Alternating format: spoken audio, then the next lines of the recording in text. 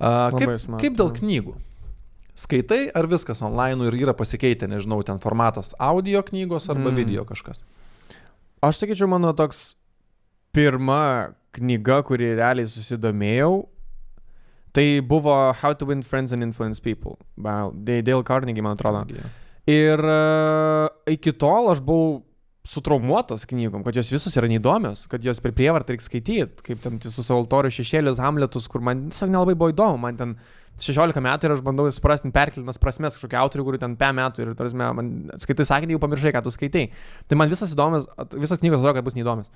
Ir aš kažkaip paskaičiau tą title, kaip čia draugų gauti, Influence People kažkaip, gal man čia influence jau susiję kažkaip, visai įdomu. Ir aš taip tą knygą audiobook, man atrodo, kažkaip parsisinčiau. Ir buvo viena iš tokių knygų tobulėjimų, kur pradėjau klausytis ir toks, wow, tarsi žmonės sako toks dalykus, čia taip galvoja, čia taip galima daryti, ir čia toks, kaip logiška, įsirašai, kaip make sense. Ir toks viskas atrodo make sense, ten žiauriai, ir taip, kaip pagal vadovėlį ten, dabar taip darysiu. Tai buvo viena iš tų knygų, kur man atvėrė akis, kad, tai knygos vis dėlto yra daug knowledge. Ir tada atėjo kitos knygos, šiaip tai skaičiau, tėtis buvo padovanojęs iš tikrųjų net, ten, man atrodo, ar ten milijonierius pardavė savo Ferrari, ar kaip ten tiksliai vadinasi? Robin Sharma. Vienuolis pardavė savo Ferrari. Vienuolis, there you go. Irgi labai kieta knyga, irgi perskaičiau, labai tokį fainą suformavo, turtingas tėtis, Rich Dad, Poor Dad, šitą perskaičiau. Ir tada lyderystės knygą skaičiau, Jocko Willing, tokio labai Navy Seals bičiuko, iš karo, su karo patirtim, kurį galim pritaikyti gyvenime versle, žiauriai gerai suformavo mano visas tas lyderystės vertybės. Tai tikrai buvo tų knygų, kur labai gerai pakreipė mane ir padarė tokį, kokį aš esu. Tai miksas buvo, manau, tarp audio knygų pradžioje, vėliau tada gyvai skaičiau, tada kažkur online. Bet aš paspėjau, pas mane tai būna tokie etapai, kur aš arba mokosu, arba executinu. Ir aš dabar seniausiai mačiau Alex Ramauti postą, labai gerai suformavo tą mintį, kad jeigu nežinai, ką daryti, sužino, ką daryti, jeigu žinai, ką daryti, daryk, jeigu daryk toliau ir maldėts. Ir aš toks, geras, manau, tie etapai taip atsirimė. Aš kai žinau, ką daryti, pažiūrėjau, šią dieną žinau, ką daryti su verslais, tai aš tiesiog darau, nebežinau. Sužinai ir vėl darai, nebežinau. Ir kažkada vis tiek tą sieną pasiekia, kur nebežinai. Ir aš kai nebežinau, tada ir būna. Arba aš ieškau YouTube'e kažko, arba aš gal knygą užsisakau, arba, kur patraukia, bet kur, arba kažkokia mentorystė gali būti.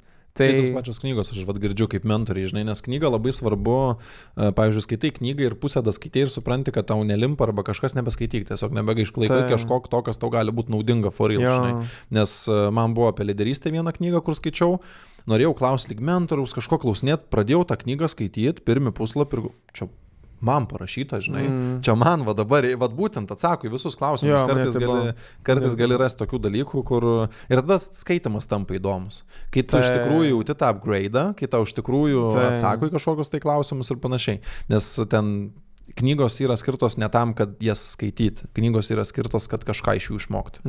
Čia, manau, yra the main meaning, žinai, behind it. Visiškai, esi sakęs, kad internetas yra mūsų kartos geriausias dalykas, bet turi jis ir pavojų.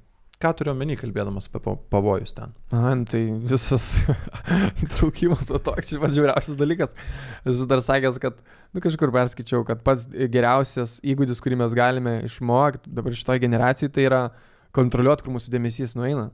Čia, tu tik išmok šitą dalyką ir tu bet ką galėsi gyvenime pasiekti, nes jeigu tu gebi kontroliuoti, kur tavo dėmesys neina, tai tu įskirsi. Kam tu nori? Sportui, mokytis normaliai, kursams, mentoriams, nepilnojamą turtą, tu viską galėsi sužinoti, jeigu tu tik galėsi kontroliuoti savo dėmesį, o mes nelabai kontroliuojam jį. Ir visos tas socialinės platformos bando jį vokti. Tai čia crazy yra tas ir tau ten, ta prasme, tie algoritmai, ten tie žmonės dirbantis užkulisių tų socialinių platformų daro absoliučiai viską ir galvoja vis naujų būdų, kaip dar galima įtraukti, dar daugiau laiko iš tavęs paimti, kad dar ilgiau toj platformai liktum. Tai aš sakyčiau, čia didžiausias toks demonas, bet žmonės mes galim kažkaip atsispirti nuo to, mes galim pradėti stebėti save, tą sąmoningumą, pradėti galvoti, ką mes darom, kodėl mes darom ir kaip mes jaučiamės, kodėl mes jaučiamės ir įgauti atgal tą kontrolę. Kad nebūtume manipuliuojami, liūdna, čia baisu, kaip fainai, papai, ten blogai. Ir toks emotional roller coasteris, nors net gyvenime natūraliai mes nesame ir pradėt tiek emocijų per tokį trumpą laiką patirti.